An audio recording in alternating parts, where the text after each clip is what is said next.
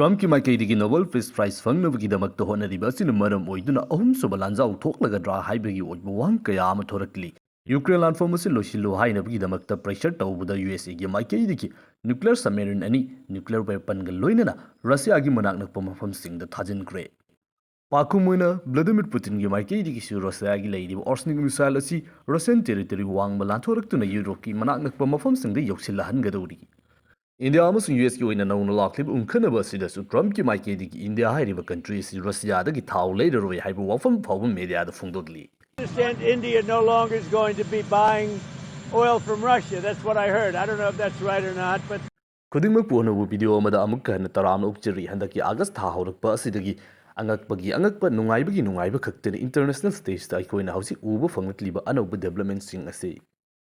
Numit marirom songnakiba Thailand amasung Cambodia gi oiba landfam adu losinbidun ceasefire porakpada yamna chawba mateng tawbibagi Cambodian Prime Minister gi maikaidigi US gi nifutare suba President Donald Trump asi Nobel Peace Prize ki nominate tawrakre mamangdasu Pakistan gi maikaidigi su Donald Trump asibu Nobel Peace Prize phangadabani haiduna nominate tawbagi oiba thawdu amasu laikre hauji Donald Trump hairiba luchingba si gi maikaidigi yamna kanna pamliba si mahaksu mamangda laikiba US ki luchingba kaya amna phangkiba adugumna Nobel Peace Prize phangba asini masigi damakta mahangna Nobel Peace Prize phangba matik chare hairiba wafam asi India Pakistan gi lal loshin bikre Israel amasung Iran gi oiba lal loshin bikre Thailand Cambodia su losilakle Russia Ukraine gi su loshingani haiba wafam asini mahaki men oina Nobel Peace Prize fangnabagidamagta maram asi lan sing loshin handuna global peace la halle haibagi oiba point asida oina thamgadauri mahaki maikaidigi India Pakistan dagi hauraga Thailand Cambodia fawba asida la loshille haibagi oiba wafam sing yamna chawthokna phongdokli adubu hauji fawbagi oina mahaki maikaidigi ngamdriba asi mahangna election card ngai gi matamda kariguma mahangna hek fam pairakpa president oirakpa taragadi Fam hek paibaga hauji soknariba Russia amasung Ukraine gi oiba landform asi loshingani ceasefire porakani haiduna phongdokhibani adubu hairiba wafam adu ngasi fawbada mai pakpa ngamdana laklibani Landform kaya ama loshinduna ingsikpa pura e thawai kaya ama kalli haibagi oiba wafam asida masana masa asi Nobel Peace Prize ki damakta matik chare haiduna yamna kanna tanariba US President Donald Trump gi hauji fawgi oina khwaidagi yamna chawba setback ama haiba taragadi hauji soknariba Russia amasung Ukraine gi oiba landform asini mahakna boat carding gi matamdagi hauna mahakna fam hek pairakpaga landform asi loshingani haiduna ngangthokhiba wajau amasung madugi mathang tarakpa matamsingda Russia da warning tawduna landform asi loshingadabani haiduna hanjin thamlakhiba wafam sing adu ngasi fawba thabakta onthokpa ngamdabasina miyoi kyamagi maikaidigi Trump ki wafam asidi kaithel da famba ngayonbi amana ngangba wafam duga manabagi moongda khanabasu tapna yaunaraklibani EU amasung US ki oiba trade agreement sign tawkhruba matung asida Trump ki maikaidigi yamna thawai yauna landform asi loshinaba honarakliba khongthang asida US ki maikaidigi tawrakliba pressure asigi oiba yamna chawba manava force amasu Russian side ki aikoina adumak uba fangli Russian ki former president amasung prime minister oiramba Dmitry Medvedev ki maikaidigi hauzik Trump na tharakliba deadline ki oiba matam adu makoina wa oina laude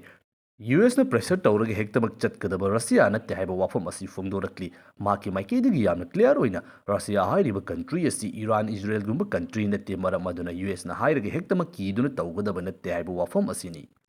masida sunattana maki maikaidigi thamlakhiba wafam da yamna maruwa point ama oina US hairiba country asi hauji ulagliba aggression asi Russia gi leiriba da perimeter natragna dead hand haina khangnariba project asigi matangda su khara ningsingba fai haiba wafam asi phongdorakre The perimeter natragana dead hand haina khangnariba system asi Russia hairiba country asigi oiba nuclear weapons sing asigi sijinnanabagi damakta laiba semi automatic oiba system amakhakni masigi matangda mamangi video di yamna clear oina detail da nainakre losilakpa matamda end screen da hapcharamgi amuk changduna yengbiyu masigi bakhum moina Trump ki maikaidigi Dmitry Medvedev hairiba miyoi asi hauji Russia gi president oidrabani mamangda matam amada oirambani maramaduna masamakna hauji Russia asibu chalaibagi moongda wangangniba adu nganglaktanaba wafam thamkibaga loinena Russia gi manaknakpa mafamsingda US gi oiba nuclear submarine anida nuclear payload ningthijana yauraba nuclear weapons sing launch tawba yabagi oiba chapchaba khulai aduga loinena punna hauji thajinduna thamkibagi oiba wafam asini Trump ki maikaidigi Medvedev na phongdorakliba wafam adugi pakhum oina US ki oiba nuclear submarine thajillakhiba adugi pakhum oina amuk Putin gi maikaidigi Russia gi Orshinik missile asi nuclear वेपन्सिंग payload हापलबा मतुंगदा Russian टेरिटरीदगी लांथोक्तुना अतोपा मफमसिंगदसु यौसिल्लक्लगनी हाइबगी ओइबा वाफम अममुक थमलक्ली मसिदा मरुओइना फोंदोक्लिबसि हौजिक बेलारूस हाइरिबा कंट्री असिगे टॉप मोस्ट यूरोप की मनाक नक्पा मफमसिंगदा लाक्पा याबगी ओइबा वाफम अदुनी करिगुम्बा हाइरिबा असि यूरोप तारगदि यूरोप की एनी मफम खुदिमा असि रशिया की हाइरिबा न्यूक्लियर कैपेबल ओइरबा मिसाइल अदुकी मतिक यामना एडवांस ओइ हाइरिबा असिगी ओइबा यामना चावो खुदोंग थीबा अदु मतम खुदिंगमक्ता अदुमक लैगदौरबनी मतंग असिदसु हेन नुंगाइरिबा असिना ट्रम्प की माइकेदी लाल लोइसिन्नबगीदमक्ता तौरक्लिबा प्रेशर अमसुंग एग्रेशन असिदा यूएस ना हौजी असि मखोगी ओइबा न्यूक्लियर वेपन यावरबा न्यूक्लियर सबमेरिन सिंग रशिया की मनाक्ता थाजिल्ले हाइरिबा वाफम असिसु एक्सपर्ट खरगी माइकेदगी ट्रम्प की ओइबा धपनी हाइबा वाफम असिनी ट्रम्प की माइकेदगी थाजिल्लिबा मखोगी ओइबा सबमेरिन असी हानादगी हौना नेटोना कंट्रोल तौदुना लैरबा समुद्र की ओइबा एरिया असिदा थाजिन्दुना यूएस ना कंट्रोल तौबा वाफम असिदा चथोक चसिन तौहनबनी मसिदा अनौबा वाफम अमता लैते हाइदुना फोंदोक्ली करिगुम्बा ट्रम्प की माइकेदगी यूएसए की माइकेदगी मथौना लैबा तारगदी रशियन वाटर थाजिन्दुना मखोगी ओइबा सबमेरिन असी चंगहल्लु हाइबा वाफम असिनी तम्बा ngamba natte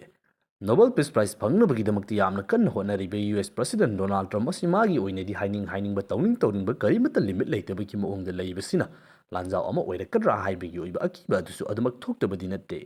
मथंगदना India अमसुंग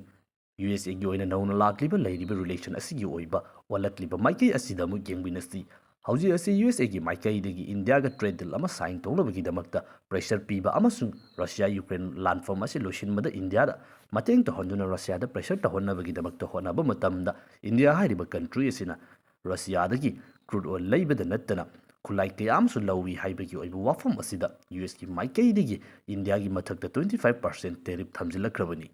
मसीदसु नत्तना India अमसुंग Russia हाइरिबा country असिगी माइकईदगी होनजरिबा असि होनजससनु रशियाबु ओइगेरा इंडियाबु ओइगेरा हाइरिबा कंट्री एनिसिगी ओइबा इकोनॉमी असिदि असिबा इकोनॉमीनि मरम अदुना करिमत तौबा ngamloi हाइबा वाफम फावबा फोंदोक्तुना नाकल अनिमा असिदा यामना कन्ना प्रोवोक तौनबगीदमक्ता ट्रम्प की माइकेदगी होनबा लेप्ट्री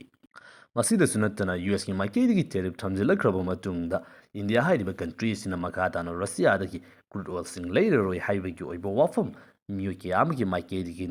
फुंगांगबा कन्फर्म फावबा ओइद्रिङैदा यूएस प्रेसिडेंट डोनाल्ड ट्रम्प की माइकेदगी फोंगा थोरक्तुना इंडियाना रशियादगी क्रूड ऑयल लैररोय हाइबा वाफम असी मीडियादा फोंदोखिबसु लैरिबसिनी मसिगी बाखुम ओइना इंडियन गवर्नमेंट की माइकेदगी ट्रम्पना फोंदोरक्लिबा वाफम अदु इंडियागी ओइबा करिमता नॉलेज लैते इंडियागी ओइनादि लाकदौरिबा मतम असिदा रशियन क्रूड ऑयल सिंग अदुमक लैखिगनी मसिदा अतोपा कंट्री अमना खुद थिंजिन्दुना थिंगबगी मथौ नत्ते इंडियागी ओइबा नेशनल इंटरेस्ट असी मसाना येंगजबनी हाइबा वाफम असी फोंदोक्ली मसिदसु नत्तना इंडियागी लैरिबा इकोनॉमी असी डेट इकोनॉमीनि हाइरिबा अदुगी पाखुम ओइना हौजिक लैरिबा इंडिया लैंगाकी माइकेदगी लाकदौरिबा मतम असिदा इंडियन इकोनॉमी असी टॉप 3 यौरगनी हाइबा वाफम असिसु फोंदोरक्ली इंडिया की पाखम से ताबदा हौजिक हौजिक यूएस की प्रेसिडेंट ओइरिबा इंडिया की प्राइम मिनिस्टर नरेंद्र मोदी की चानजबा मरु बोट फाव खोंबिकीबा मियोय असी मैयावबी हौना साउरे मसिगी ओइबा पाखुम खरा अदुमक अथुबा मतमदा उबा फंगलकदौरी यूएसए की माइकेदी इंडिया यामना कन्ना प्रेशर तौबा तारगसु यूएस अमसुंग इंडिया की ओइबा ट्रेड एग्रीमेंट असी साइन तौबा ngamdana लैरिबा असिगी ओइबा यामना चावबा मरम अमखक लैरि मदुदि इंडिया हाइरिबा कंट्री असी एग्रीकल्चर बैकबोन ओइबा इकोनॉमी अदुकी मतिक यामलबा लौमिसिन मिसिंग लैरि हाइरिबा मखोइना पुथोकचरिबा पोलम असी फना वाना होनबा तारबसु हौजिकी मतम असिदा फावबा होनरिबा चांग अदुदा पैसा अदु फंगबा ngamdabadagi यामना वाबा पुंसी महिंग अमदा लैरिबनी मसिगुमलबा मतम असिदा यूएस दगी मेशिन कया अमा सिजिन्नदुना पुथोरक्लिबा अहोंबा ममलगी ओइबा हिंजांग नापी असी इंडियन मार्केट असिदा अथिंगबा अमता याउदना योनसेलक्पा तारगदी इंडियागी ओइना लैरिबा लौमी असी हानादगी वारिबा असिदगी अमुक्के हेना वाबा फिबम अमदा लाकदोरिबनी हौजिक यूएस की माइकेदगी अपामलिबा असिना इंडिया की मार्केट असिदा मखोइगी ओइबा एग्रीकल्चर की प्रोडक्ट असी अथिंगबा याउदना पुसिलक्पा हाइबसिना इंडिया की माइकेदगी फोंदोक्लिबा असिना एग्रीकल्चरल की ओइबा प्रोडक्ट मरु ओइना संगोम अमसुंग मना मसिंग की ओइबा प्रोडक्ट असिदी अथिंगबा खरदी अदुमक टेरिफ खरदी याउदबा यारोइ नत्रगदी लोकल फार्मर्सिंग अवाबा तागनी हाइबा वाफम असिदा मुक्नबा असिनी मसिननी हौजिक फावबा सोल्यूशन पोरक्पा ngamdana लैरिबसि हाइरिबा वाफम असिगी ओइबा नाकल अनिमक्ता थुइदोकना मांगलोइदबा यानबा एग्रीमेंट अमा पोरक्त्रिबा मखै इंडिया अमसुंग यूएसए की ओइबा ट्रेड एग्रीमेंट असी साइन तौबा ngamdabagi ओइबा फिबमदा अदमक लैबा याबगी ममी अदु लैरि